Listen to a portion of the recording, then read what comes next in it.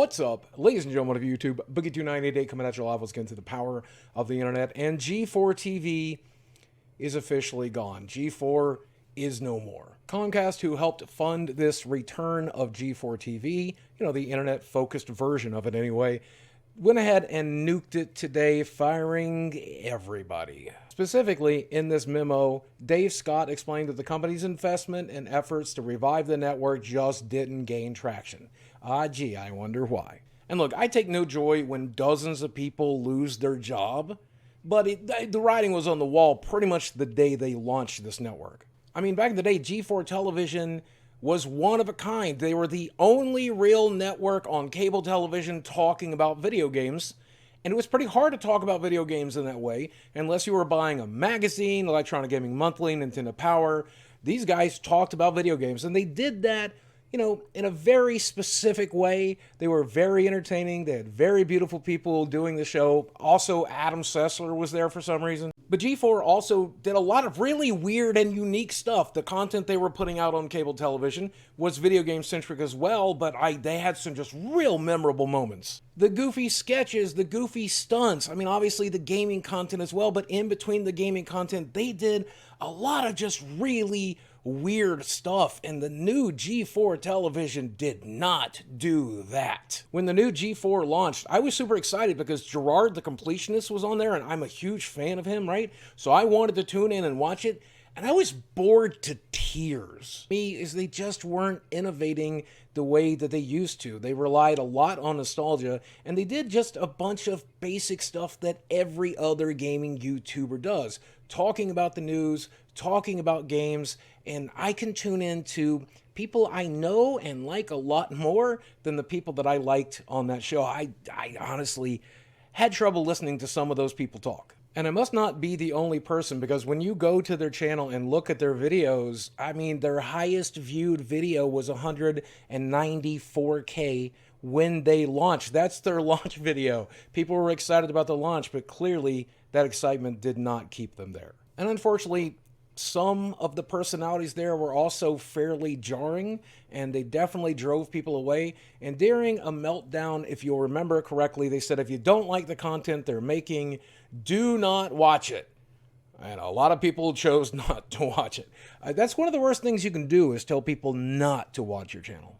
But of all the most interesting things to happen with this firing is Adam Sessler basically going ballistic on Twitter on all of these people who, admittedly, some people are trolling him, some people are throwing vitriol his way, but this is just not the way to respond, and it's sad to see someone like Adam doing this. Somebody said, your inability to listen to criticism, no matter how valid, for 20 years is staggering, and he says, your ability to listen to me with any regard for independent thought for 20 years is quite staggering too. Here's one that absolutely crosses the line. After doing some your mom quips, he decided to respond to somebody, I could consider funding a House candidate in your district that cuts off all federal funding, so you have to whore your daughters off to make ends meet while I drive by laughing. Or I could make fun of your mom. But where things really take a drastic turn is when he threatens violence on someone, saying he'll bust your ass, but you're in Panama City, which is punishment enough.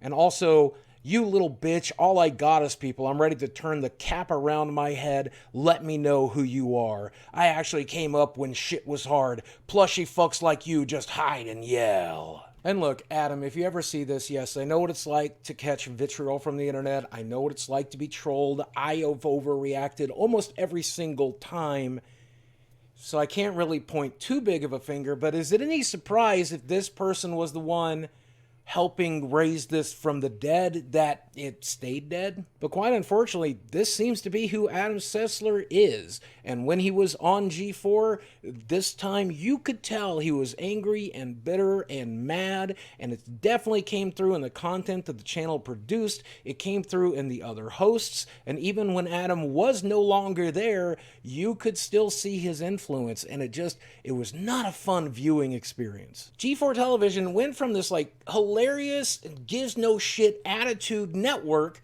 to this YouTube channel which was angry and bitter and social justice-y and mad at gamers. And when your target audience is gamers, man, What are you doing? G4 failed to raise from its coffin and just basically stayed dead. It was doomed from the start because at the beginning of this, it was a saturated market with much better personalities on YouTube that you already were used to watching. They brought nothing new to the table, and what they did bring to the table was people like Frost and Adam Sessler and other content creators who were just bitter and angry and polarizing and alienating.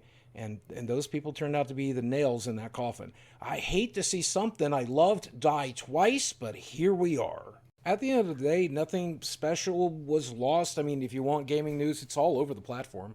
If you want to enjoy Adam Sessler, I'm sure he'll be back threatening people as soon as he gets out of therapy. And it sucks because I was so nostalgic, so prepared to love it, and there was just nothing to love. But that's one man's opinion. I know I could be wrong. Let me know in the comments section below. While you're down there, drop a like on this video. And as always, thanks for watching. I love you very much, and I will speak with you again soon. Couldn't happen to a nicer guy, Adam.